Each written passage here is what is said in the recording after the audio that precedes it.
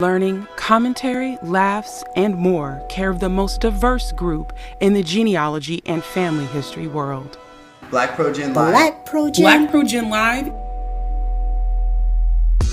Welcome to BlackProGen Live with your hosts, Nika and True, and the baddest panel in these pedigree streets. BlackProGen. BlackProGen Live. BlackProGen Live. Alito, chumachukma. The unapologetic Black and people of color viewpoint. Genealogy, family history research with flavor.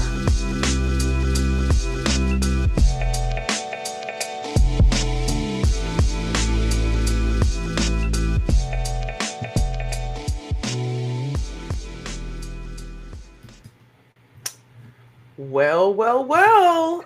I think you might be seeing some faces you have not seen in a while. Some of you might be like, what is this notification that I just got? There is no way they are live on YouTube and they did not tell us. Well, actually, this is your holiday gift for 2024. Just in case you have not gotten anything yet, maybe you haven't done the white elephant gift exchange at your job or whatever that is. Welcome to BlackProGen Live. And of course, the reason why we're here, as you can see, based on the title of this respective video, is it has been 10 years since we started this show. And we knew, despite all the stuff that is going on in all of our lives, and we're going to talk about a lot of that this evening, but despite the fact that we're doing 1,000,001 things, we knew that we had to commemorate this momentous occasion when we all decided to hop on Google, oh my Lord, what was it called? Google Hangouts. We decided we were going to hop on Google Hangouts 10 years ago. So, of course, I am joined by a few people. There's some folks watching live. They're like, wait a minute. I'm sure if you were here watching live, some of y'all are like, oh my gosh. Somebody said yes on vacation day.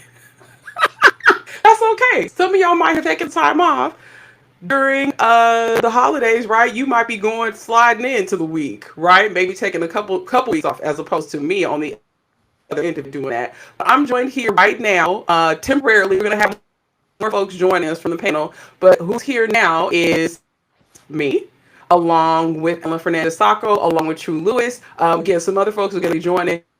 You should see the chat panelists. We're using a new system because things have changed and shifted and evolved so much since we started doing the show, until we had to almost relearn, like, what are we doing? We didn't even know. So just so you know, we're okay. We figured it out. Some of you are like, are you kidding? I was wondering when I would see y'all get my wish came true. Look at us being Santa Claus. I love it. Ellen, True, join in, unmute yourselves, say hello to the people. Hey, so good to be here. It is so good to be back on this momentous occasion and seeing everyone out there. It's just wow that we've come this far, all this technology, and everyone out there is just still sticking in there with us. So I'm just here. Ellen, how did it feel for you after 10 years? I guess I'm older. But I'm really glad I'm here, though. I mean, it's just a chance to think about the last 10 years and like everything that's happened, and that we're still here it's just astounding. And we've all done like a tremendous amount of different things that we didn't even think that we were going to do 10 years ago. So this has been it's been a pretty incredible journey.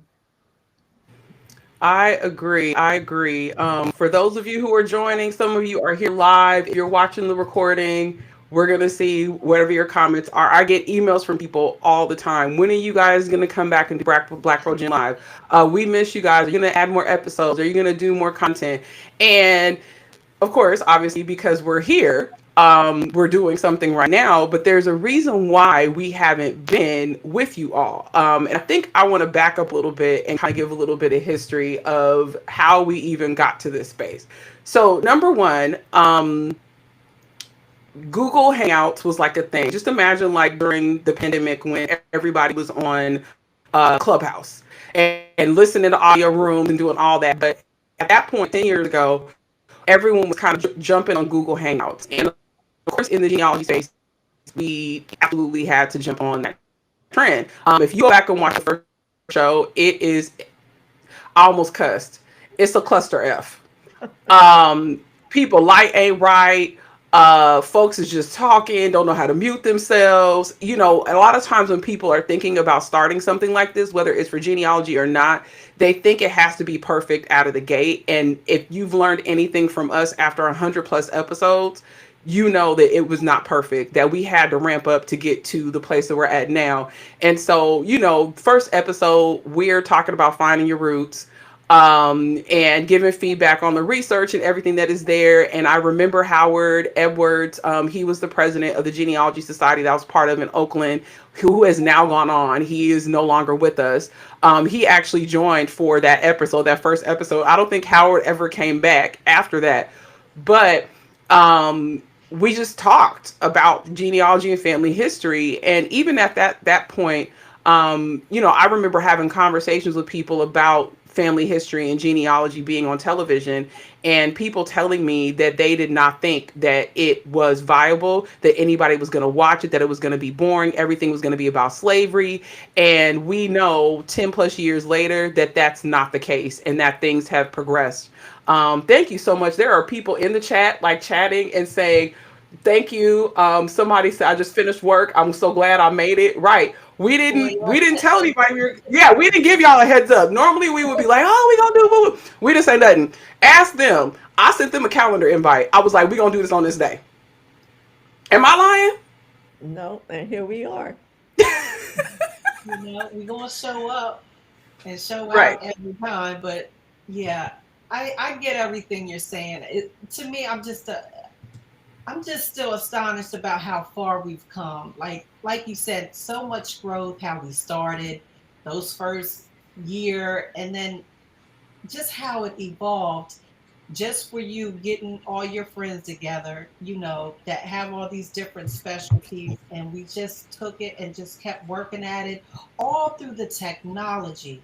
Like you said, Google Hangouts. Then we were doing the YouTube and the Zoom, and here we are on something even more. We've kept up with that, and our mics and our cameras, and just being prepared every episode, having all these discussions in the background about what do we want, you know, our viewers to learn. You know, this is an educational platform, but we're still having fun with it. We're not judging anybody, but we just want you to have these resources to take your family where it needs to go. It's just so much. We've all just been going different places, doing different things, and I'm sure you'll get into that later. But I mean, this is like home. This is like the blanket, the quilt for us. Like this is where we can come and gather. This is like our little safe, sacred space that, you know, I remember we were always having to be, you know, there was only so many of us, and we're being farmed out to different things. And we were like, wait a minute, why are we waiting until Black History Month, or someone needs us at a conference, whatever? We have our own resource. We are our own thing. So just how this even came about, I'm so proud and honored and thankful that you asked me to be here with all these other intellectual people. And it's just been tremendous to me. So I do want to thank you, Nika, for, you know, gathering us all up and, Big you thanks. know, Big thanks, taking us Nika. on this journey. Because I know you got 1,000 things to do, but, you know, all these episodes later, you really put this program together. Yep. Look at me figuring out how to use this window so I can share the messages in the chat. Right in the Wow, comments. right. Why do I feel so Good. remedial? I feel remedial, but that's all right. Listen, we learning. We right there with you all. So I think the first question I have, and this the first really discussion point, is how has genealogy shifted since we started the show? And someone asked me that question, I would say, was it? Yeah, it was earlier this week. Somebody asked me, how has genealogy shifted in the last 5 years?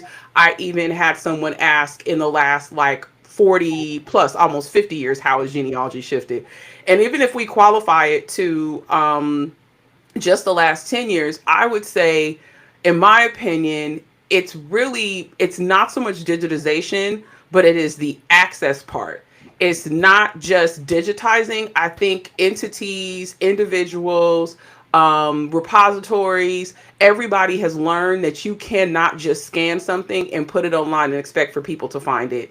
I think in some of the work that some of us have done, and that's the other part is, let me back up a little bit, because I remember when we decided we were going to actually do this, I remember distinctly telling the panelists that if we did this in the particular way that I thought we should, we would be indispensable, and that people would be reaching out to us for years based off of what we did. And some of y'all was skeptical about what I was saying. I'm not going to say who it was, but skeptical. And we just listen. We amongst family and friends tonight, so we keeping it all the way 100. Right. But some people were skeptical. But I think True and Ellen can vouch for the fact that it happened. Like, it's not like, I have people, if it's blog posts, if it's episodes, if it is, folks who maybe want to interview us, but they want to see how we talk and how we interact with answer, how we answer questions. Folks will come and find the show and look at that content, and then I can't even explain to you all the number of inquiries and things that we've had. But anyway, to go back to the question, how do you all think it shifted? My answer is people don't just throw digital images online and expect for people to find them. So Ellen, you can go first with your answer. I think you're absolutely right about the access. I think it's massive, the amount of information, but what you really need is a system to navigate all of that now.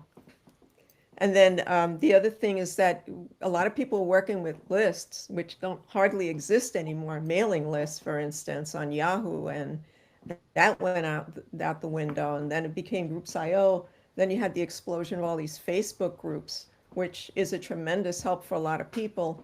And still, people come back and go back to the shows because there's a lot of content there that's still really important, and it's such a great way to get a handle on a region if you don't have the information right away, or you just want to get oriented, or you want to start thinking about what is all this down here.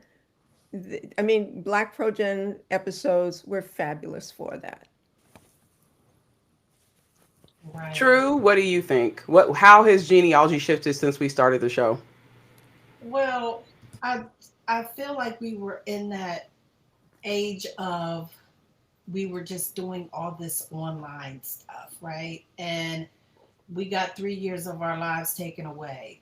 We were behind the screen. We got in this routine and this thing of, oh, we got to do everything is online. Like, we forgot what we were supposed to do. And now we're kind of like back to, okay, we can go to the archives now. We can take these genealogical trips back down to our ancestral lands. Like, I was thinking about how when I started in Milwaukee and how I would go to the family history centers. And then I got into that space where we were on this platform. We were doing our blogging. We were, you all were being asked to speak at certain places. Like, everything was kind of like in this like little tech bubble. And now I feel like I'm starting to slowly take those steps again, where I'm going back and being active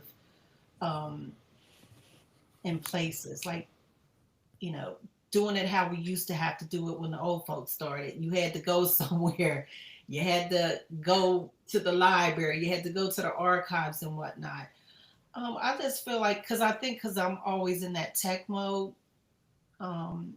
way of thinking, and the archives, a lot of stuff has been available to us, but not like I thought. It's still, I feel like it's still behind me. Like, it hasn't caught up to where I'm at yet. Still. Got it. And we had someone sneak in the back door while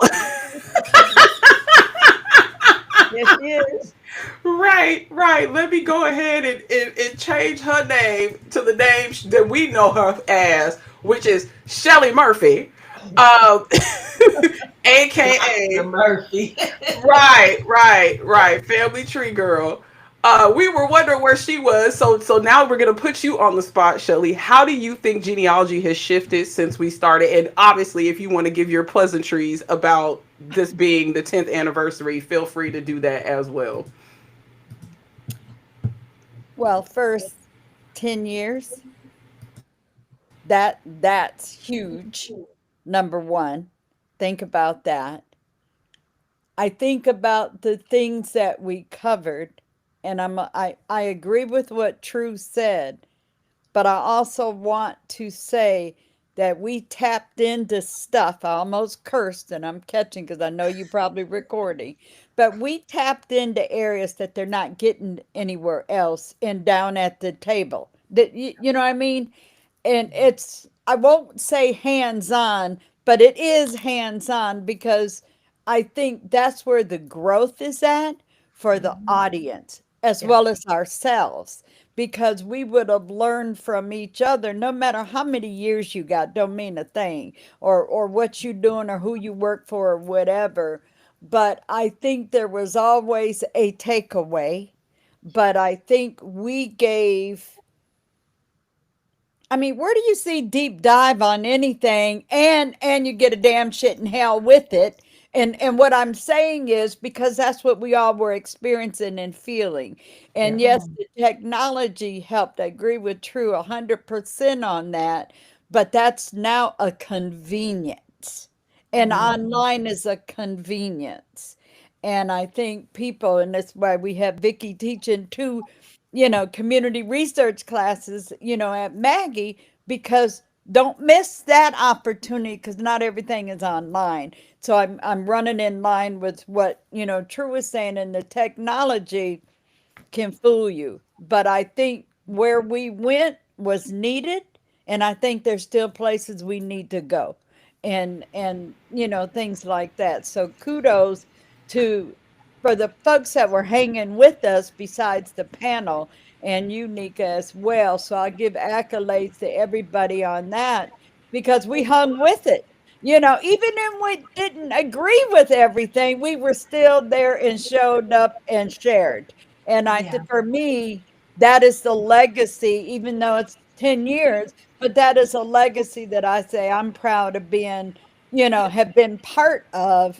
And that's where I refer people, go look at them videos. I guarantee you there is a topic you're not seeing at NGS, Allen County Public Library, Yep. museum, UV, whatever it is, you're not going to get those topics and not how it was delivered. And it was delivered so people could understand it and interact. Now I'm done. Did I answer what your you question was? you Yes. answered the question. I mean, I think like especially right now when we're talking about brand new technology, one of the Yes. things that a lot of people are using is the full text search at Family Search, Yes. right? Meaning if you guys are not used to this, again, we haven't been here in a while, so this would have been something we would have definitely had an episode on. Yes. But the full text search at Family Search is they trained a computer to read handwriting, and they in the training of that computer, using what's called a large language model, and you guys could tell I've been learning about a lot of this because of what I do. That's um why you sitting where you sitting too. Yeah. right, right. So there's a difference between medium language models, large language models. ChatGPT is a large language model where, again, you're using a ton of sources to inform whatever that thing is in order for people to be able to use it as a tool. With this particular tool, with the full text search at Family Search, they trained it to read handwriting on historical records. They trained it on deeds or conveyances and wills. Now they've expanded that out to include vital records, all the stuff, a lot of the stuff that Family Search has, and it's obviously records in the United States, and they've expanded beyond that. But and here's the thing: many of us are finding incredible stuff using this full text search. But the caveat is when you don't learn how to get to those records, in the way, the old way that we're used to doing it, which is using the index to find the book and page, and then you go to that book and page and you look at it, you just get dropped off. Just imagine, like, if we were on a road trip and we were all going to Los Angeles and we decided we were just going to drop Shelly off in El Segundo. Now, technically, that counts as being California, but she wanted to go to LA. And so, if you're not aware of how to do the manual process of browsing and you just get dropped off somewhere, you have no idea what you're looking at. You have no context. You don't even know. So I would say that even with that incredible innovation, our episodes are still needed because people They're don't valid. know where they're being dropped off. And like, there's it's and in some ways with the bureau getting digitized, it was like that as well, right? You were just getting dropped off in the collection and you didn't have the context because you weren't used to browsing it while it was on microfilm. So so there's a lot of things, a lot of stuff. Okay, so next question I have I think is, Ellen had her hand up. No, I was go just ahead, Ellen. Go wondering ahead, Ellen. because it's English, right? So like the largest collection of Puerto Rican records are in Family Search. Yeah. They do this thing where the location, they put down Puerto Rico, which is like, thank you so much. But there's 78 municipalities. So we're still dealing with layers of information that we have to come in with. Same thing you're talking about, Nika, but we don't have that. You're still getting dropped off. It's just, and people Right. still have to learn the record sets. It's still just a requirement to really understand where you're going to go next with this. Right. And I have a comment. Do y'all remember, and I use it on one of my slides, you remember how you used to go in a library or archives and pull the drawers out? Dewey I Decimal actually have System. that image. That's our Google. Right. Right. That's the basics right there. You got to Right. know where to go. And if it's Exactly. pulling out, and of course we're doing it online now, but that's how we had to do it before. We had to go into these places and pull out these drawers and go through an index that Right. people, that volunteers would have done. And that's getting dropped off and going in and putting your hands on it and putting your eyes on it. So I'm just making that comment because that just came in light because I have a slide and it shows pulling that out of a library, and saying that is my Google, my form of Google. It used to be, say, 25 years ago, or Right. longer. Yeah, I would also add, I think, again, with technology and shortcuts, Yeah. we in particular, being people of color who are researching people of color, we can't afford to take shortcuts in records because just like what Ellen was saying, with records being in English, like there's a disconnect. And when you're going through the process of learning about particular record collections, when you're going about it in the old fashioned way, you're getting all the education you need to understand what you're looking at. And with the digital environment, and I would imagine some people probably said this of early online genealogy, that we're just dropping people off, right? I would imagine people probably said the same thing about the census and not going to the Soundex card. And like there's always going to be an iteration of that. So we're over here being the old fogies.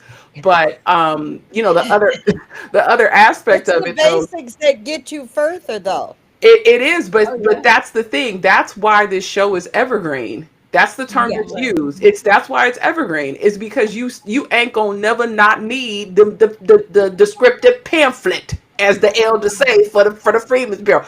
I will tell Shelley that it is not a pamphlet, that it is a booklet, and that it does describe. But her and Angela, they're gonna call it a pamphlet, even though it don't fold. It's 100 pages. It's gonna be a pamphlet talking about that I bureau. would love to put a project out to update the descriptive pamphlet Yeah.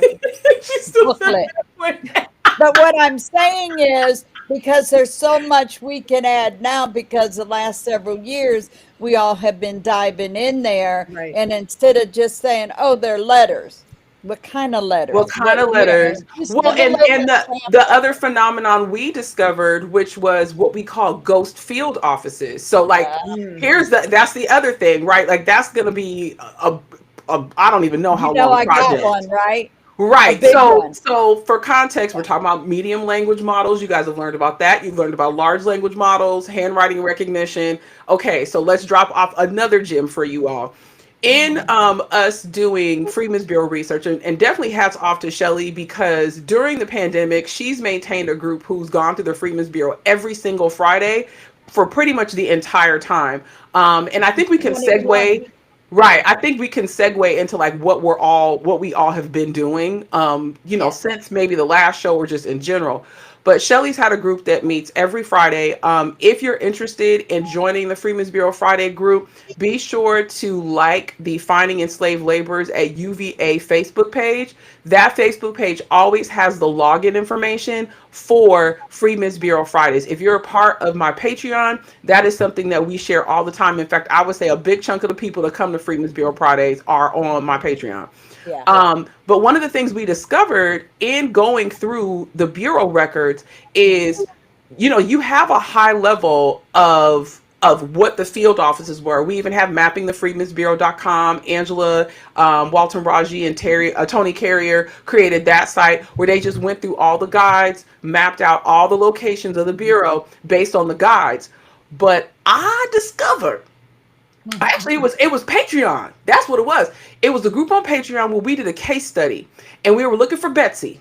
We were looking for Betsy Theriot, the 100-year-old woman who got the rations from the Landry Bureau. Parish. And St. Landry Parish, right. So for context, in the Patreon group, there's a separate set of folks who are part of my Patreon community. Ellen teaches there, Shelly teaches there, and we do case studies, usually quarterly. In fact, one of the last ones we just did, we traced one of the largest slaveholders in the United States, and we went from his enslaved to try to find living people, and we were able to do it by creating a community, a data set, all kinds of stuff.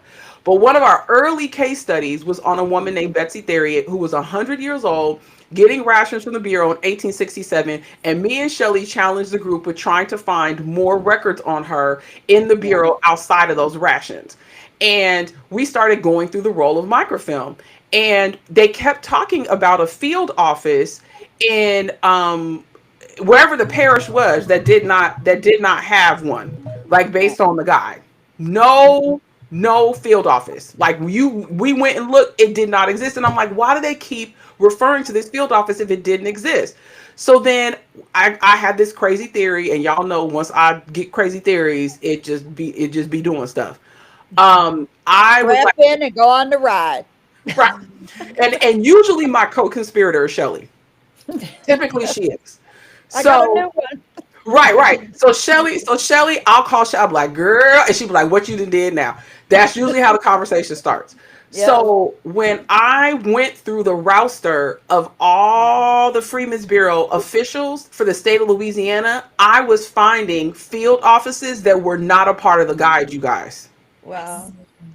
And I said, okay, maybe it's just Louisiana that has this.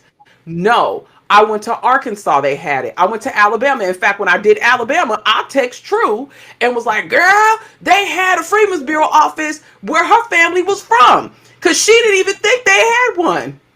We were supposed to be, yeah. We had other ones I was looking at. Right. She and all them, yeah. Right. So she thought we ain't got one. And I'm like, no, it just wasn't at the top level of the Bureau. So then we tried it with other states. Shelly went to Virginia. West Virginia. Right. Harper's Ferry. And their records are with Maryland and Delaware. Right. But it never listed that there was a Freedmen field office in Harper's Ferry. John Brown, y'all. Right. Yeah. So right. You can't really take that. Unbelievable.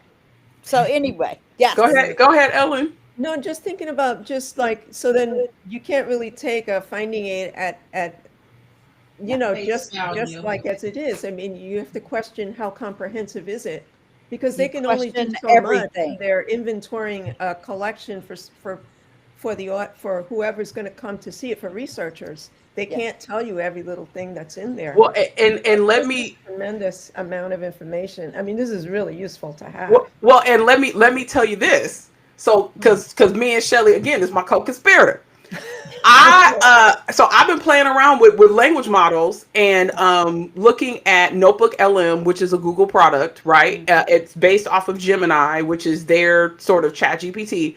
And Notebook LM is different because instead of it always pulling from sources online, it bases itself on what you put in. So if you give all the sources into that, it's only looking at your sources. So I said, well, if it's only looking at those sources, then let me upload all of the guides from the All Freedmen's the Bureau. guys. Yes. And then let me upload all the slave narratives. Right. And then let me ask my built model, let me ask it questions. So I went in there and did that with the Bureau. And that's how we found the name of the microfilm publication that Yeah. was the precursor to the guides. Oh, wow. We didn't even know it existed. Me and Shelly looking like, why? I don't even, what were we on Zoom talk? I don't even know what we were doing, but We were on Zoom. Yeah. right. We were on Zoom. You know, Yeah, you were sharing that with me, and she said, well, what if I do this? Do it, girl, do it. You right, know, just right. start dumping all of that in there, you know, and I'm thinking, oh my gosh. So we know now there's even more than what we have And access what we to. have And access what to. we have is 3.5 million. Right, That right. means there's more out there.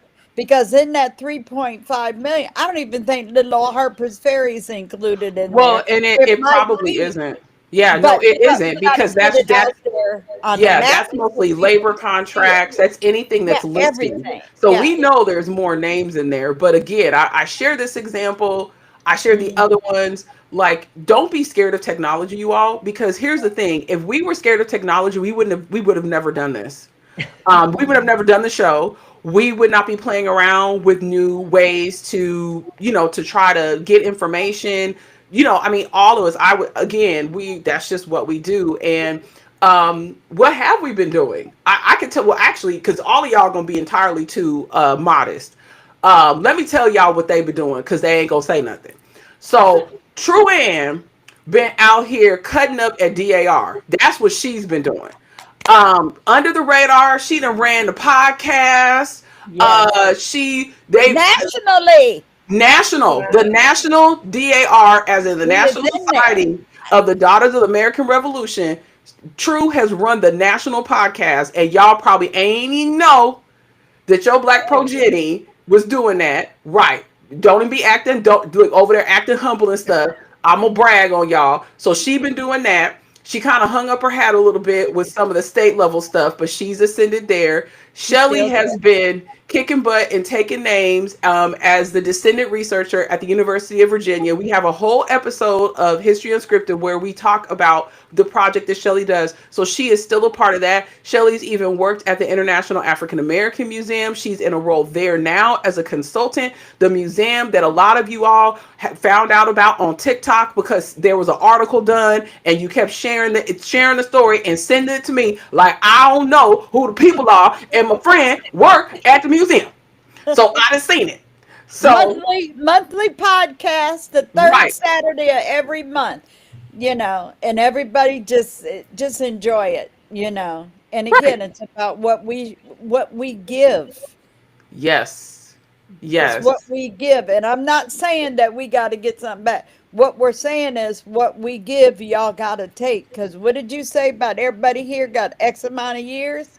Right. That is because we done hit them brick walls and them challenges every which way but up. And trying to share how to deal with that, you know, and stuff. So, and I got new strategies, but I won't talk about that tonight. I got to get you. I already mentioned it to you, and I Right. came Well, up you with already it. know you already know you were shooing on Patreon because that's where you come in. We both come in I'm and do our trying it new right stuff. now. I'm trying it, and Right. you know what? I got the whole database now Good. So on the so one of- vision things that was done. I got right. all of it. So here's the thing. So with the case study that we did with the one of the largest 19 slaveholders in the United States, again, our goal was to teach the group of people our methodology for enslaved community research and have them be able to transfer that to a population of people that they are not related to using sound genealogy. And so that's again the learning is still happening and things are still going on. It's just that again, we're all of our time is split up all over the place. Ellen, I'm gonna talk about her. She ain't gonna no, we ain't gonna leave her out. Um, Ellen has been doing some incredible work. People are finally starting to recognize her for her work on enslavement in Puerto Rico. That's what I really want folks to know, because she came out swinging, talking about the cedulas and how stuff wasn't indexed correctly, and blogging about that. So people are reaching out to Ellen as a content expert Yes. for things you watch, and I'm not going to tell you what it is, because they've read what she wrote and they've watched the show. She's writing articles. Ellen is presenting a Yes. lot. I'm gonna brag on Carmen. Carmen and launched a whole brand, Carmen White, and I remember Yes. Carmen was terrified. She didn't want nobody paying attention to her, and I kept telling her, "No, ma'am, you are an incredibly proficient researcher." And so she's launched a whole brand called Saint Bonawood, which is based off of where her family is from in Missouri. And she's worked on podcasts. Oh my gosh, I could just keep going on. Her Alex, website. what'd you say? She built her website too. Right, her website is incredible. So she Love again it. Love it. scared. All of them. Let me tell y'all, Yes. all of them was Yes. scared. Every single one of them was scared, and I had to kick them all in the butt and say, "Stop being scared. You special. You was kind. You could do it." And then Oh, they out here doing right it. from the movie. Y'all heard that, Right from right? the movie. I don't be playing with y'all. Alex, he is over there kicking Oh, butt and taking names, working for the Oakland Museum of California. He has a whole project he's working on now because he lives in Raleigh, North Carolina, working with the enslaved there. Who am I forgetting? Teresa writing her tail off. Stuff she's featuring been the presenting museums. She too. got into DAR too. Yes, right. Yes. Teresa got in Yeah. the VAR. Right, right. And just to clarify on the DAR for the audience, we're Right. talking about women of color getting into the DAR. Right. That's what we're talking about. That's who was denied since 1939 when and so forth. But and I'm going back to Marian Anderson way back. But anyway, yes, get in just because you can. Hmm. That's Right. it. Right. You deserve it. Your ancestor deserves it. Whoever it is, do it. And there is some good practices there. But we are growing. I'm going to say that we are growing. Nika's in the DAR. Right. That we Yes. talked We about got that on one of the detail right. on this. And Right. wait a minute. Not Yeah. only the DAR, aren't you in the Cherokee Nation? Yes, that happened since the show started. Right. So, So we can turn it on you too, right? well, Hmm. Can we turn around? I Come have on, no y'all. problem. I Let's have throw no it right problem back with at my her. accolades. I have no problem. You guys don't like. You got to give your elevator pitch of what your accolades are. Okay. So yes, you're correct. So now there's four of us on Black Pro Gen that are in DAR and women of color in DAR. Yes. Also, me and Shelly and True all serve on the African American Specialty Research Committee for Yes. National DAR. We all Yes. do that. What has happened with me? Oh my gosh. I would say if I had to distill it down to like the biggest things that have happened, I would say Hawkins is probably number one. Yeah. Is the film. I don't Um, know why I still watch it at least no, once every everybody couple of does. weeks. It's Everyone does. it just gets to me, and I'm Yeah. listening to you talking, and it's you I'm following, and then I'm listening to the Descendants, Mhm. and it keeps me motivated, you guys. I'm even tearing. It keeps me motivated about what happened to him, and you guys narrated that beautiful, just Thank you. beautiful. So kudos also to the producer, Oh, you mean the director? the director, the Right. 'Cause I'm director. like, right, because the producer is Dio Harewood, Right. but the director is Rashidi Harper, one of my Rashid very, very Harper. good friends. Right. And Yes. that all started with that whole project. I would say that's probably the biggest and the most I do so many different things. I think I have to kind of distill it based on the year. Because there's so many different things we do through what I do at work. And there's There's some awesome stuff that y'all don't even know about yet that I can't even tell you. That I cannot wait to see what you It's all called do. Stay Tuned. It's called Very Much Stay Tuned. But yeah, I would say a Dream Delivered, The Lost Letters of Hawkins Wilson. If you guys have not seen it, we re-released it on Ancestry's YouTube channel within the last month.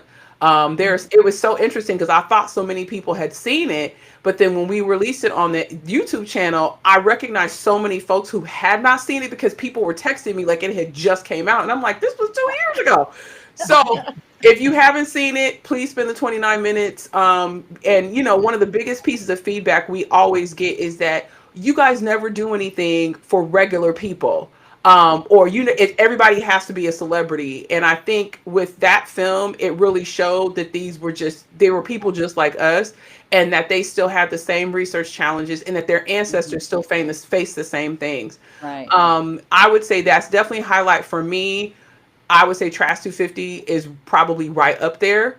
That project, my God, I'm within maybe 600 or 700 people of 10,000, and my goal is Right. to get there by February, which that was no small feat. So I would say that's probably another thing. I don't know. I mean, what inroads have you all made in your research since we started? Like, I think Shelley, you got the answer to your great grandfather, didn't you? I'm not a Murphy. And was able to lock down my second great grandmother who had been enslaved and got free. And Patreon, y'all, went back, they took that on as a case study. And, we had Nick and I came up with the questions, and that was finding out the connection of a Joseph Brand and a Mildred Ann Brand. Mildred Ann Brand was my second great grandmother. And all I knew, and the fact is, all we knew, she was born in Virginia, nothing else. And I know where she was at when she had her first child, and that was in Pennsylvania. And so, because of the work at UVA, her daddy was one of the slaveholders that was renting people to UVA. And so I took my research, Nika and I crafted a case study, and Patreon went in, grabbed it, took it, there it is. Loved it, and that would probably have been the biggest for me in the last couple years was the lockdown because we took some, but there's 95 counties in Virginia. And then also think of West Virginia and not knowing where she was from. Just know it all it said was VA. And to be able to go through there and connect all the records. And I think the biggest challenge was real not challenge, but the biggest thing that came out is that the oral history got flipped.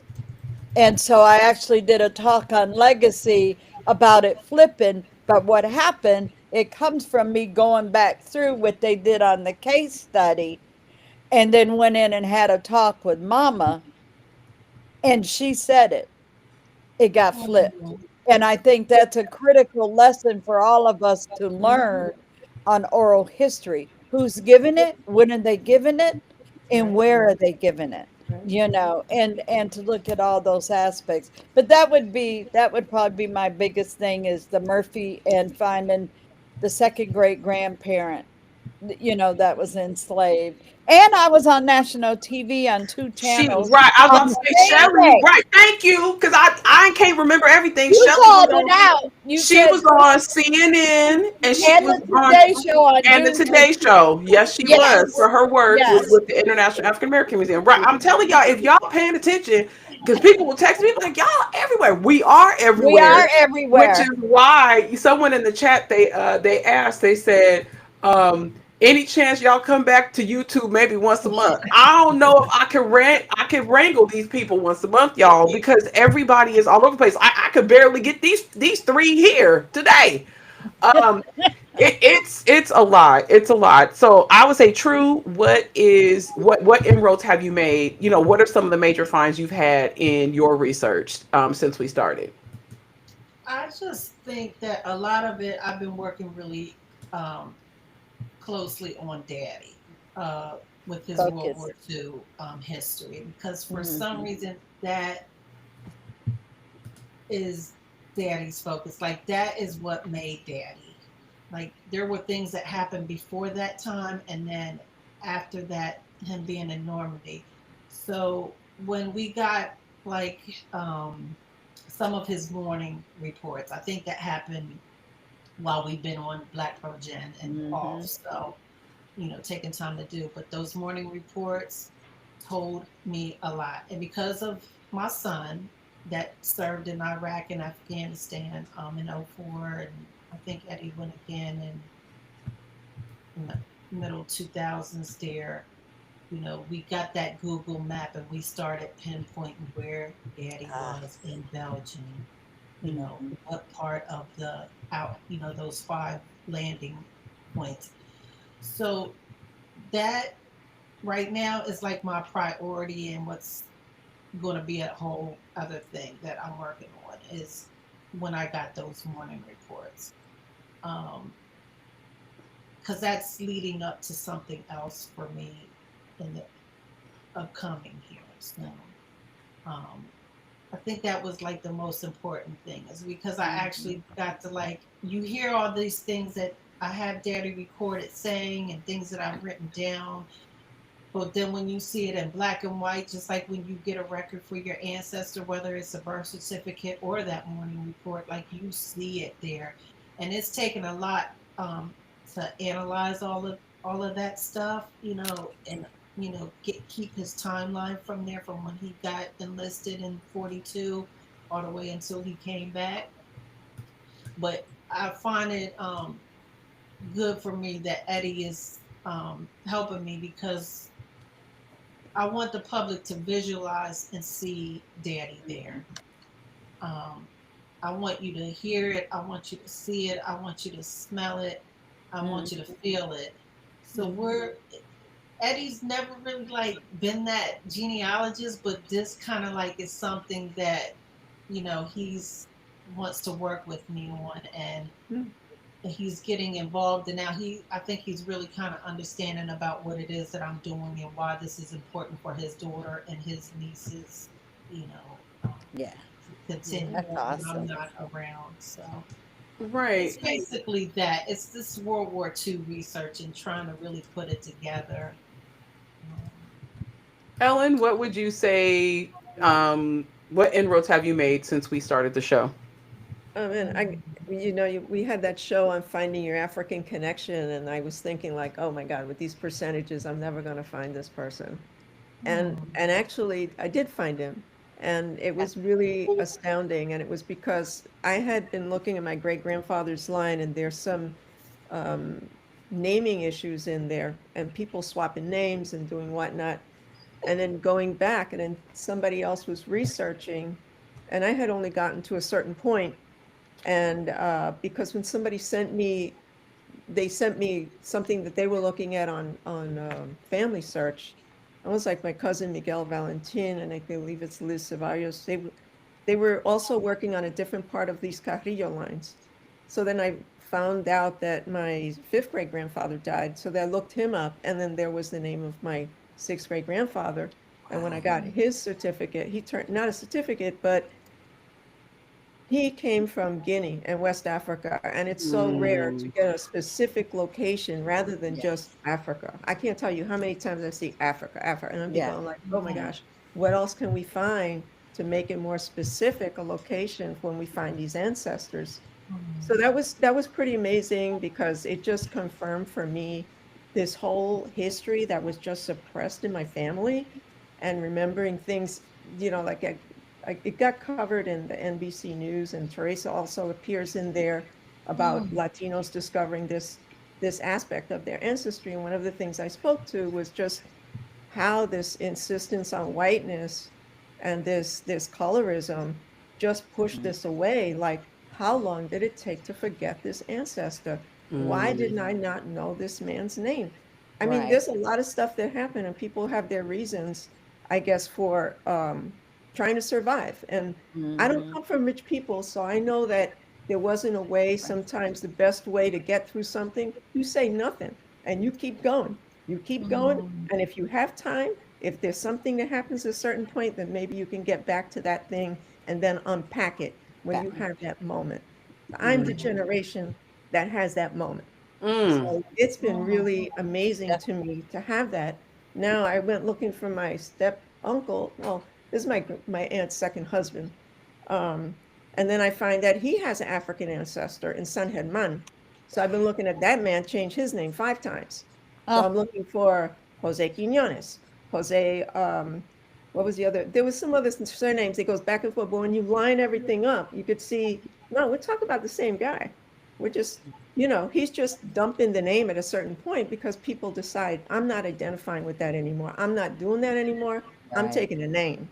And then they decide where they get that name from. And then just piecing that together, that was fairly recent.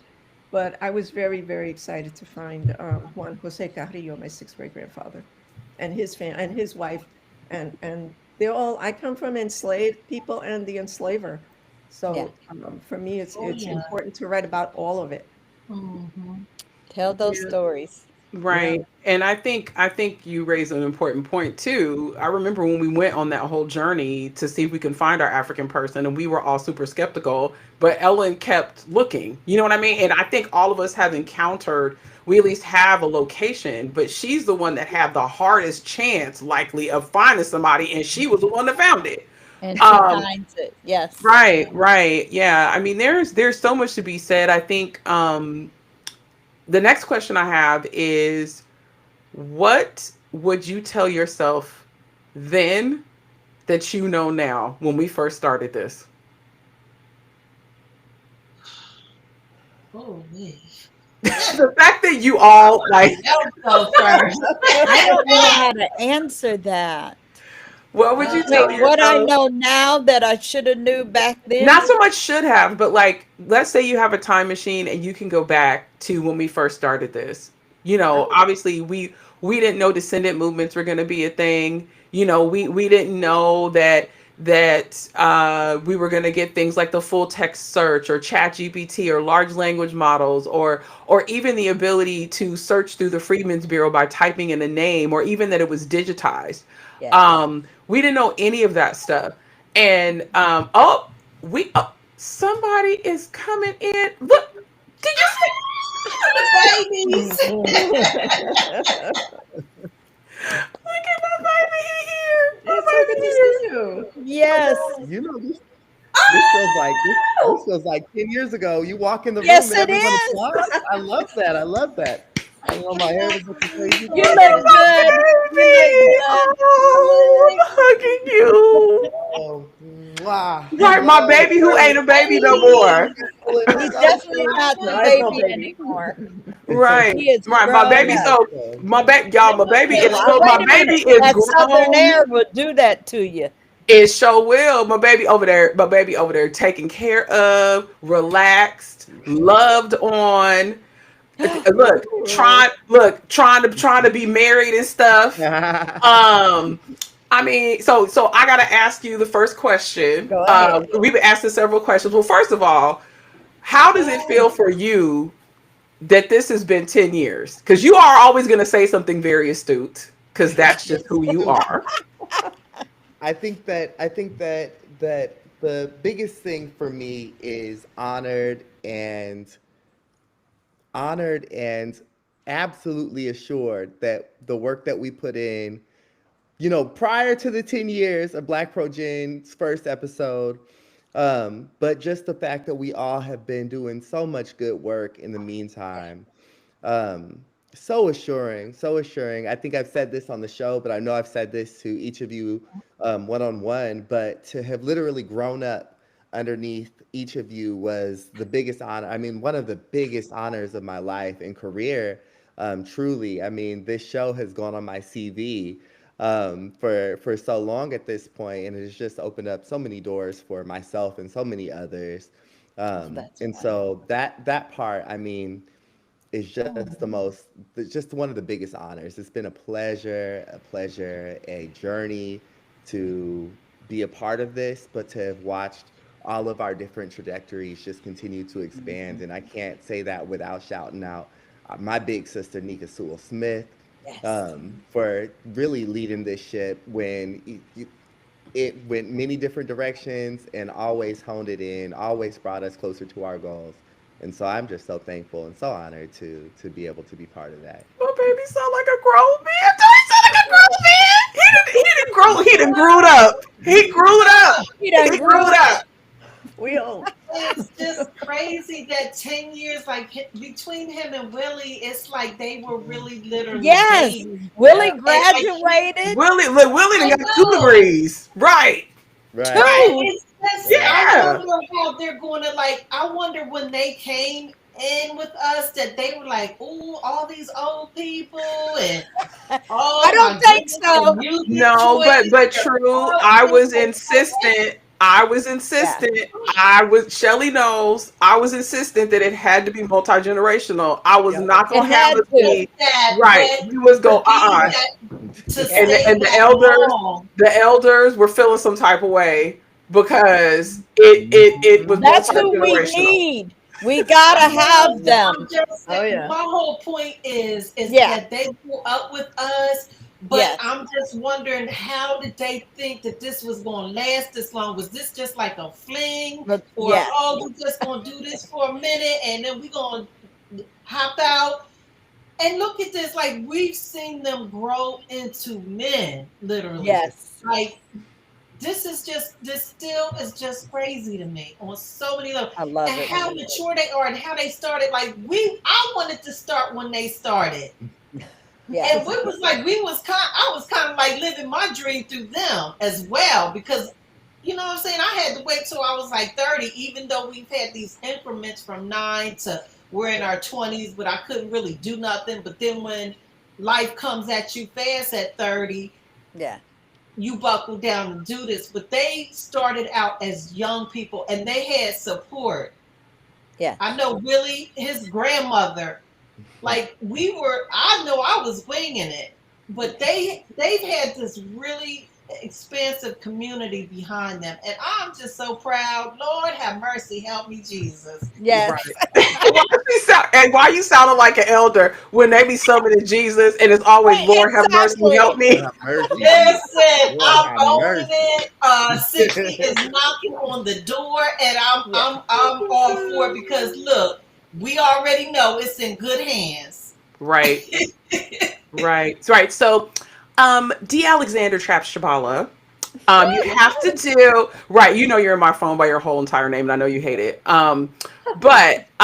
So we've been. I had to brag on everybody, Yeah. because they were not. I talked about your Raleigh project. I talked about you working for the Oakland Museum. What would you say is like your tentpole thing over the last decade? Like what would you say that is? I know that's a hard question. Okay, wait a minute. I gotta go back to Lord have mercy, help me, Jesus. With that one in 10 years. 10 years. We gonna bring us to the future because 10 years is still a very long time for me. Currently, I've moved across country to good old Raleigh, North Carolina, um, and I am at the moment working for excuse me, for University, Norfolk State University. Sorry, I always want to say UVA when Auntie Shelley is on the call. Yeah. But Norfolk State University for a project called Soul Down River. We're tracing people who were sold from the Chesapeake region, essentially in Tidewater to New Orleans. And so we're building a very large, robust database of folks who were transported via the domestic slave trade and then finding out what happened to them afterwards. And so it is a large scale descendant project. At the moment, we're transitioning to a descendant driven project. Hold on, because because Wait, let me point this out. Let me point it out. Yes. Back up.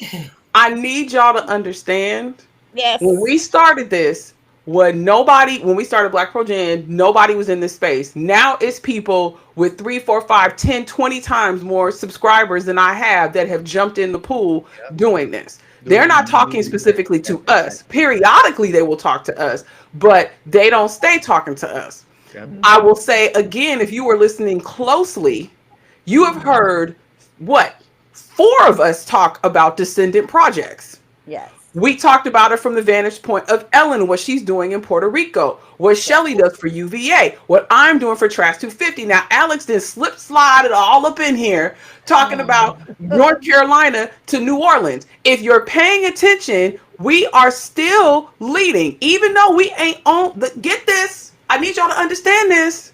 Because this is what I had to tell myself because I Mm. still wanted to be before you Yeah. 2 times a month.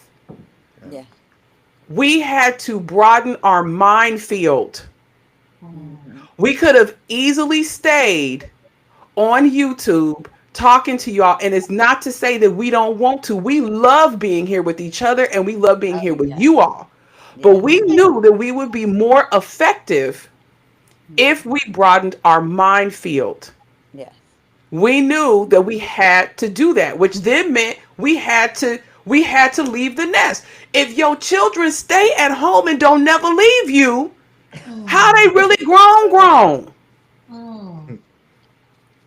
What I can say about this project is that it was in perfect alignment with what I've been working on essentially for the past, I want to say, 2 decades at this point. Yeah. And it was the perfect driver. One of the things that I think, Nika, that's really important that you say when, you wanted to be here talking, you wanted to be on YouTube, every, 2 times a month or whatever. There's potency in that. There's truth in that. There's people that come up to me and stop me in airports. That my partner has been with me when people have been like, I know you from somewhere. I know you from TV or something. And then they're like, wait, you're on Yes. Black Pro Gen. But then at the same time, I decided around 2020 that there was a lot of work to do. That there was a lot of Mhm. work to do. There are people in our family that push back against ideas, that push back against truth, certain versions of the truth that Mm. I firmly believed in and still firmly believe in. And I've gone closer and closer to alignment with everything that I ever dreamed of. And so this project is actually the manifestation of that, of a lot of hard work that we all had been doing for so long. One of the things that I just can't go without saying is how amazing it is to be part of in academia, when we say genealogy, we're talking about intellectual genealogies. We're talking about where we got this idea from. Who the hell are we citing and sourcing? But there's a black genealogy as well. And all the work that we're doing is culminated to right now, but it all came from, I mean, just from the folks that have been on BlackProGen, to the people that were guests on BlackProGen, and to the various projects that we all have worked on and all of our knowledge base before then. It's just such a beautiful thing when you get to the point when you're able to say, damn, wait, Tia Ellen said this in an article 13 Yeah. years ago. Wait a damn minute. Right. Like That's that, it. I Yes. just I just learned this word. Maybe I've had it in praxis this time, but I just learned this word, and here it is. The only person with an actual thing that I can cite is Dr. Ellen Fernandez Sacco or Dr. Mm. Shelley Murphy, or you know what I'm saying. And so that goes such a long, potent way, and I really believe that we still have so much more work to do, and we can't do that Mhm. alone. I We agree. can't. We can't. Right. Yeah, you can't disband. You can't disband the Avengers. And Right. we're all Humble. still connected. When something Right. comes Yes. up or got to Yes. talk or contact, go find each other, Right. Mm. and stuff. I can't wait to share the rest of that stuff with you, Nika. I already know because that you again you my co-conspirator. You know Yeah. and I stay And and and it's and Ellen, you were there on Freedmen Friday. I ran some of that down, but I got it locked down now. I think it will help. And I'll just say this for here, got to come up with a strategy to help locate enslaved folks that are only identified by first name only. right. So I needed Mm. another way, another strategy to look. Hmm. Excuse me, and I think I got one and gonna try it. Got it working, and then you got to write about it. Right. Then Mm. you got to tell about it. And so I partnered with Angela to actually do the class for Maggie, but I got to run it through You Patreon. got to run it through Patreon first, right? Patreon, because, and again, a lot of Patreon people are there at Friday night. So, Right. and my thing was, do you think this is a good strategy to try? You Well, know, Actually, I think you're bringing up a great point. I don't think it's so much that we are all just in African American genealogy. I Oh think no, we got to search the white people. Oh well, God. yeah, I mean, we know how to search them down. We clear on that. But my Yeah. point is, we are all giving people methodology. That Yeah. is what is markedly different than Yeah. what was left to us. What was left to us was it was really repurposed instructions for black folks from a vantage point that were initially for white people. Does that make sense? Yeah. So it was like, here's how to search the census for white folks, but then let's adapt it for black people. We're coming in and saying, actually, if you want to find an enslaved person named with their slaveholder, here are the collections you look through, and here's how you get to them. That's not the same as repurposing something for white folks for black people. It's never been that. And I No. think even especially when we're talking about descendant movements, like what Alex is talking about, with what you're doing, what I'm doing, what everyone else is doing, we're innovating that. We're creating that. That is Yeah. not, there's people think they have a handle on it, but a lot of times, especially when we're talking about academia, people are counting beans and they're now making the people jelly beans, as opposed to Right. what can I learn as a result of me creating these spreadsheet systems and analyzing them and figuring this stuff out. That's a unique skill set. And I will even say the depths at which genealogy is being used, like I was brought into a court case. Yeah. It was a very unique use of genealogy where I was like, has anybody ever done this before? And then I was like, they haven't. Okay. Then But you maybe. know, Jay texted me earlier and said genealogy was trending on Twitter today. And I'm thinking, all right, something done happened. Somebody done found something. Somebody done told something. Something has come up. He said, what he said was like something surprising that genealogy is trending on Twitter today. And Well, I it's thought, probably, it may be because of all the Oh, yeah. discussion around birthright citizenship. Oh, well, yeah. that's true. That Right, could like be, all the yeah, conversations around yeah, that, and we all know the 14th Amendment is 1868, but we were here well before that. So yeah. you know what I mean. So it's kind of a moot point. But all right, to For now, close. for Oh, now, for now, what? Right, for for now, now, right, for for now, now. because here in North Carolina, there is definitely a conversation about that, and it's very scary. It's very scary. You low So country it's, now, brother. I saw, Lord have mercy, and I'm learning what that means. I am Yes. learning what that Look, means. you see how the Golf baby saying it now too. Not Lord have My saying mercy. good water. Gulf Coast ass is, oh, sorry. No, listen, we all cussing now. That's how you know we done moved out I the house. said We it we all You earlier. cussing. grown. I We said, out of We out the respectability house. zone. We cussing. All Right, right. right. But no, honestly, my good Gulf Coast roots having self, my good second generation American on one side self is very, very much concerned. I saw yeah, someone in the chat had mentioned, and I've been thinking about this a lot for the last few weeks, as many of us have, but how the next administration is going to is going to impact the availability of genealogy. And I think that that's why it's so important, this race that we had to digitize so much and to yes, make online accessibility so important is so potent. But at the same time, I mean, I'm in a state where there's a lot of online things that are restricted. I was just talking to my partner about available healthcare to certain demographics and certain people just because of where you live. If you think that that can apply to information, if you think that can apply to history, you got to think again. You got to think again. And so I really do think that again, we still have a lot of work to do, especially turning from genealogists to preservationists to historian to activist. We have to wear all these different caps. We do. yeah. We do. And our ancestors had to do the same thing. Yeah. That is something that I think we really got to Well, we talk about. about to roll just like them Well, I mean, Oh, here's for here's my several years. no, I agree, and I think Yeah, for me, especially when you start talking about citizenship, that's a slippery slope. Because so many Americans don't know that they come from immigrant ancestors who came over in the 20th century, and or who were not subject to existing immigration laws. And then the other aspect of it that I find a little funny, is especially for folks that tend to argue against birthright citizenship or call people, having anchor babies.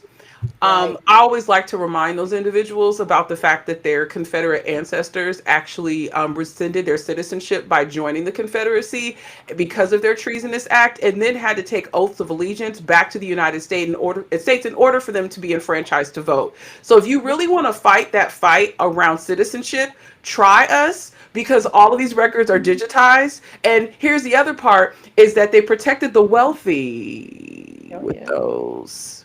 So that meant that those poorer Confederates couldn't opt out of those oaths of allegiance. So again, please go ahead and try it. Please. Bring it on. Right, because it's, again, I actually said this on Threads the other day, like, just because of the conversation of birthright citizenship, and I'm like, it's a slippery slope when we get to the Civil War. It is. We had Um, to. Yeah. right, right. So, Ain't that question: true? what are you hopeful for in the future?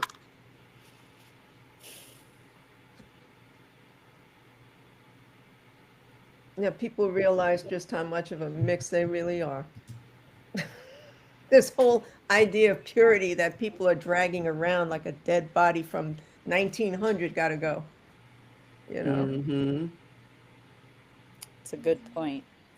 I agree. I just was talking to somebody about that a couple days ago. That I rarely see anybody that's 100% anything, especially from a genetic standpoint. Right. That almost never happens. So Hmm. And that comes down to we're actually all connected That's right. at somewhere, sometime, some being. And I just had that conversation with Bernice the other day, and because we are connected to the same people, but we have not found our connection. Right. And but we're all, I mean, connected to the same people, but we have not said, "Oh, here we are connected." And it's like, how did I even connect with her? That takes me to Louisiana, but I know I have a slaveholder in Louisiana, and he had slaves, big time, and stuff. But anyway, I think for me, what do I hope? I hope there's another generation to pass this on to another generation, because we all could be gone. And what are we leaving to make sure that next generation? So I put out a plea to the mamas and the daddies and the aunties and the uncles to start talking and start sharing and telling, because we don't know where we're going. We don't know where this is going. And if people keep worrying about just 4 years, you got to think that that's the next 20 years, not 4 years.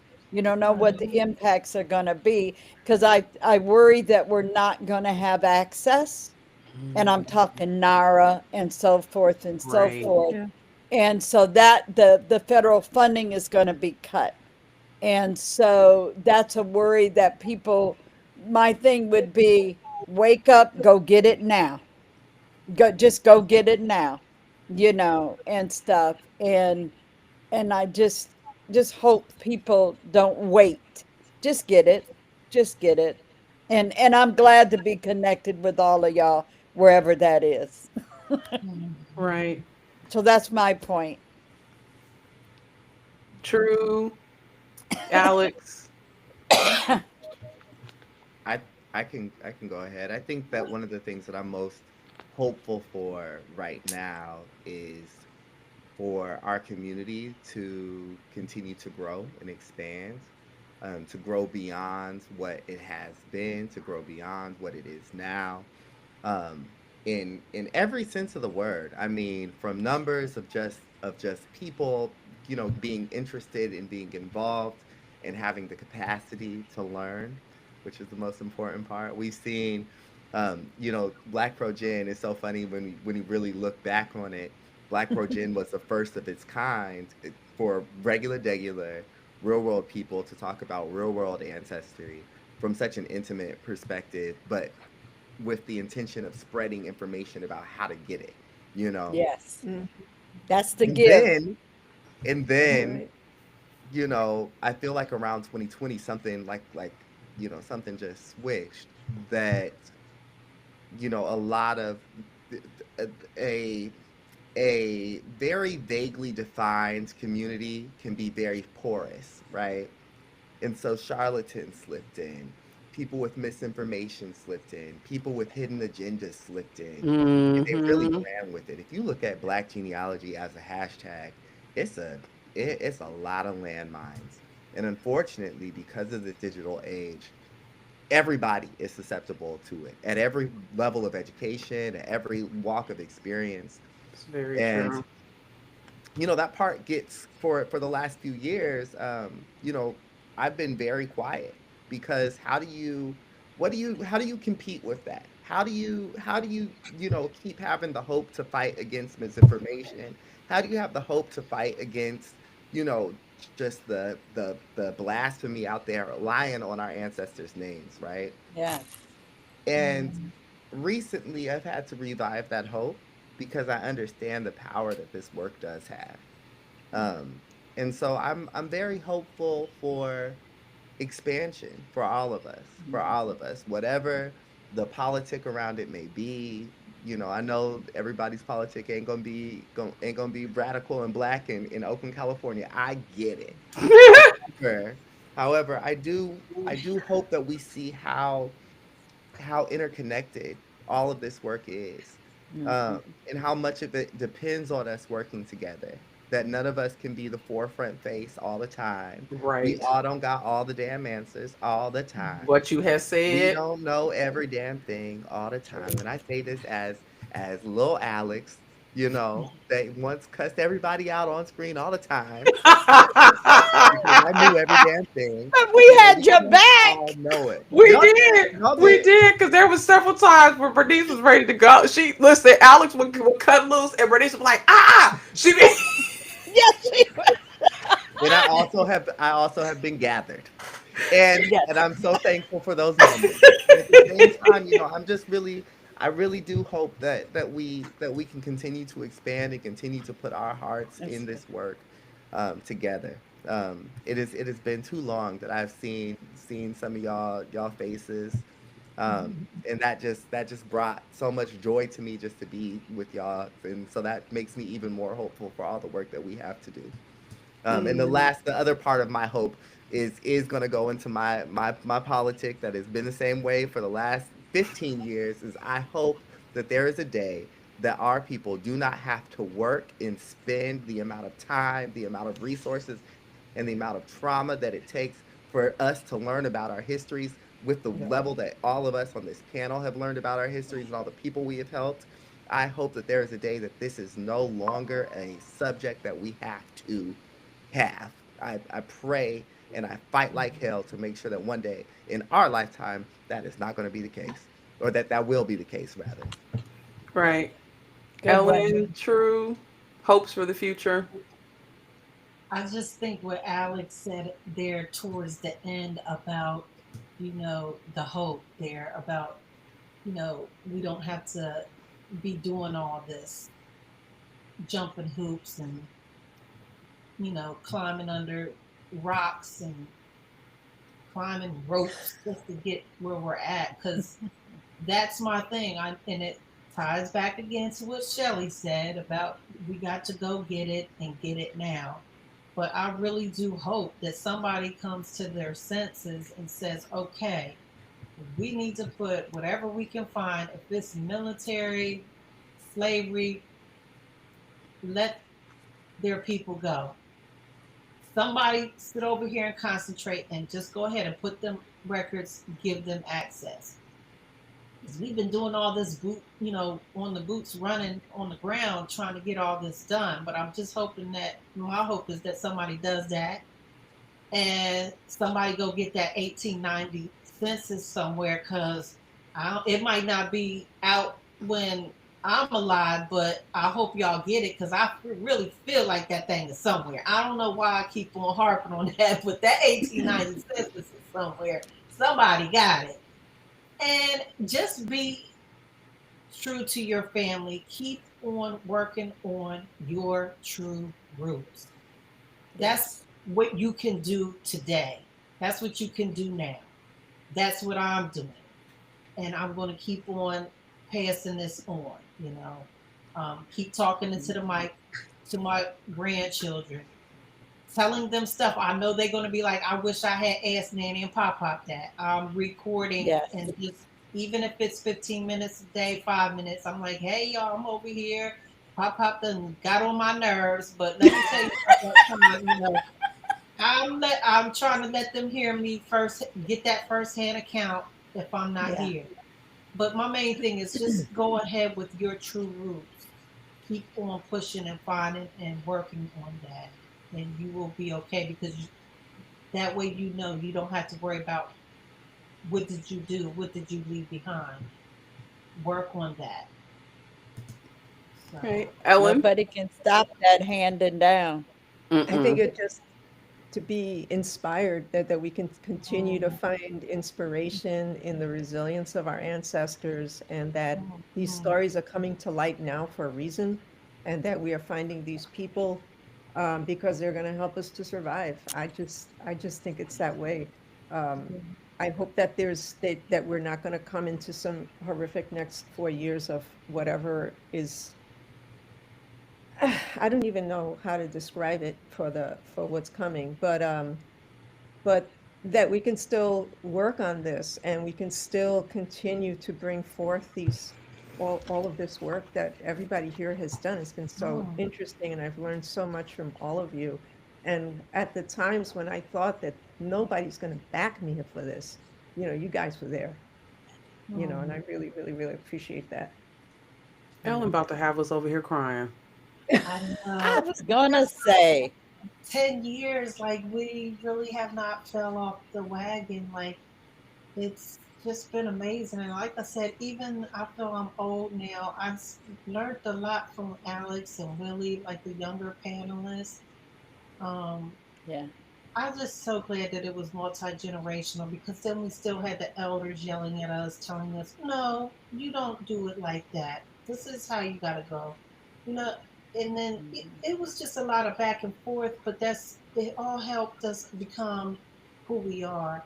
And like Ellen said, it's just we want to stay hopeful, and everybody here has the resources. Even if you just had those over 100 episodes, we still got something to work with. We can still move forward. Don't Yep. give up hope, even though these 4 years are just everywhere in our minds at about different things. What that means to you, we still can advocate and we can still fight. We know how to do that, and we're going to keep that fight on. So. Right. And I think we are on our fourth administration if we want to keep it 100. Because I want to say when we started, we had President Obama, then we had Trump, then we had Biden. Now we're going back to Trump. So Mhm. if there's any advice or hope that I would impart to everyone watching, Hmm. we were early on in this series with President Obama and with this incoming administration. So we have already lived through this. Let's go ahead and give that some light. We Yes. gonna be okay. That's what I was about to say. We are going to be okay, but Yeah. one of the other things that I also want to impart to everyone is when I started this series, I didn't have 5 pages worth of notes on my third great grandfather as an enslaved person. Right. I did not. I only knew about his life going up to 1870. I had nothing else. But in that time, I've been able to discover his life. I've been able to document him in the United States for 200 years. Yeah. And what I hope for, what I put my hope for in that is again, it took me 20 years to get there, but it's taken me less than 10 to get to that. So, Right.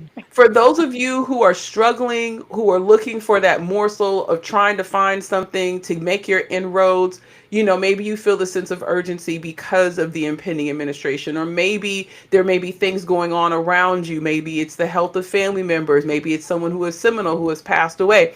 Whatever that is, you can put your hope and your faith in this. Because this is yours to own. And I also feel like, too, in this environment, what we are going to learn quickly, and especially as a result of the descendant movement, is that Yeah. it's not so much your blood, it is the shared experience. And Yes. that is how we all make it through. And that is how we all help other people. Because if we all stay, if Alex just stayed and we woke up, oh, I'm sorry, Wetumpka, I'm over here giving you Oklahoma cities. If you just stayed in Wetumpka, Owasa, Wassa, Owasa. look, I I knew, forgot. I knew what you was Alabama. looking for. I Owasa, I was baby, grasping. Owasa, now. You in I was Alabama grasping. I now. was trying to get it. I was trying to get it. If you stayed in Owasso, if I just stayed in Lake Providence, if True just stayed in Midway, if Shelly just stayed in hell, Virginia, the whole state, we would not have the experience we have to impart the things to you. And we are all, again, we are also actively learning. So my hope for everyone watching and for all of us again is that we focus less on blood and more on experience. And Yeah. you can connect with people on a much deeper level when it has not been reduced to genetics. Yeah. Because when we get to that place, we are on a very slippery slope going back into eugenics. And we have already talked about that 1,100,000 times. That is Yep. not what we are here for. We are here for community, and we are all lifting each other up as a result of community. So, um, we'll be back at some point. We know that we will. We have a lot of stuff going on. There's some incredible things that I've been working on that I cannot wait for you all to see. That I feel like this would be a great place for you to learn about that. I'll get my last plugs in. If you haven't gone and looked at your ethnic groups on the Ancestry DNA update from October, go on in there, look at your African percentages and get your ethnic group on and read out through all the content and watch the videos where they telling you about the food and the clothing and the language and the history of the ethnic groups. It's all there. You do not need extra money for that. It's already a part of the update. If you ain't got Pro Tools, what is you doing for your DNA? I don't know how you doing it. Get out the trap house. Don't let me tell you again. And I'm not talking about the health DNA company. I'm talking about Jet Match. Yes, I am coming in here pulling coats Mhm. because they done already got class action lawsuits. We done told you to get out the trap house, and y'all stay in the trap house, and you will not get out. So here, listen, I got a bullhorn. I done walked through the front door. It's like we at the Carter, and I'm Ice T, and we got to come. Stop laughing at me, Alex. And it's New Jack City, and we got to bust out the courtyard because y'all stuck in the trap house. Girl, every time I see that picture, Get I just out! want to yes out. Get out! Any other you guys? Anything else you want to implore to the people? Because I'm gonna stay telling them to get out the trap house. I really need them to. Keep in Um, contact. Keep in contact. You see yeah. folks on Reach out. Facebook, you know what? Engage. And again, we're talking about sharing community, this, that, and the other. And just if you don't ask, you won't get a response. Right. You put a question out there on social media, 10 people gonna respond. You know who to follow and who not to follow. Mm-hmm. There's enough examples and proven things that are going on. And again, proud for those that have watched us for 10 years and where their growth is at as Right. well. Right. That's And another yes, thing. can we give a round of applause to all of you who have joined us over the last 10 years and have learned and have Yes. grown and ascended. Several of you are in the chat, like Antonio Austin, who was working on his Ooh, PhD. Antonio, let Okay. me see The, that. the baby said he grew up. He we supported him. It was an early comment that Raised it on was a black. space he found for himself. Now the child working on a PhD. Yes, Mm. he is. Right. So right, Alex over there slang banging a PhD as well. So listen again. I The don't see the the chat. I'm missing everybody. Shelly, Antonio, hey. right. Cheeto Shelly. Right. If you see us out, please speak. Again, Yes. we have to do something next year. Just to give you all a heads up. First 6 months of 2025 are crucial for Black history. Yes. Number one, y'all look at the date. The inauguration is on MLK Day. Okay. Mhm. That should So be like 6 just months keep away. that in mind. Right. Keep that in mind. But 13th Amendment, we already know the importance of that. That turns Yeah. 160 at the end of January. We Yeah. also then we have Black History Month. When we get into March, that's the 160th anniversary of the Freedmen's Bureau. When we Yep. get to April, that's the 160th anniversary of the end of the Civil War and the assassination of Abraham Lincoln. When we get to June, that's the 160th anniversary of Juneteenth. That is all the first 6 months of Wow. 2025. And if you are sitting here wondering what you are going to do to commemorate that, the absolute best thing you could do is to share the names of your folks who live to see freedom so that your family is aware of who they should be celebrating when all of that stuff Mm. takes place. Yep. And Yes, don't forget Miss Betsy right, like 100-year-old Miss Betsy. We going have to get food. right, And she listed her slave owner for y'all. There was even more to that. Her slaveholder was listed in that ration record. right. Mm. Well, and you Mm. forgot You the know, part of the story where we discovered that they sent her to the hospital in New Orleans and she said she didn't want to go because she thought they were going to put her in slavery again. yes, Mm. Oh, wow. yes. That is from the mouth of a 100-year-old in 1866. Right. And she Wow. was 100 in 1866. Y'all got to stew with that a little minute. Mhm. 1866, she going to give food. She might been the one on the ship. We Right. don't know Yeah. how many slaveholders she had. Mm. Thinking about it, we know the Yeah. last one, Right. and do her children or her descendants know of her Mm. if she had Right. children? That's what Mhm. breaks my heart. And that's why we just like, I can't forget her. I even started a tree on her. Mm. I'm glad Well, you just did. thinking about the experience when you're talking about that. Look what our Right. people went through and we're still going through. Oh, Right. yeah. So anyway, I'm gonna leave on a positive note. Y'all best of luck. Keep researching because your roots are long and strong. Yes, they are. Thank you guys for joining us. Thank you Yes. for celebrating 10 years. We will be back at some point, We'll but be just back. keep in mind we doing a lot. So we Yeah, may be you on your too. We ain't right. going nowhere. Right. We Yeah. may be on your television. We may be on your social. We may be in a number of different places, but we are still Yes. around. So if you're not following all of us on places like Instagram, Threads, Facebook, wherever you can get us, please Blue be sure to do sky. that. Right. Blue Yeah. Sky. If you're over there, I ain't went over there. That's how I know I'm old. Um, I ain't started no profile over there. I'm old. I'm squatting still on Twitter, but I am over at No, Facebook. I ain't even over there. I ain't going to that wasteland. True, get out the ghetto. Get out I the got trap you. house. Do we got to get her out the Carter? Cause she over at the Carter on Twitter. Chad, I'm squatting my hand, but Well, that's all. there's people over there that I let me shut up. Good night, y'all. Good night. Thank you. Love y'all. Happy Love 10th. you. All right, let's see. We gotta wait for everyone.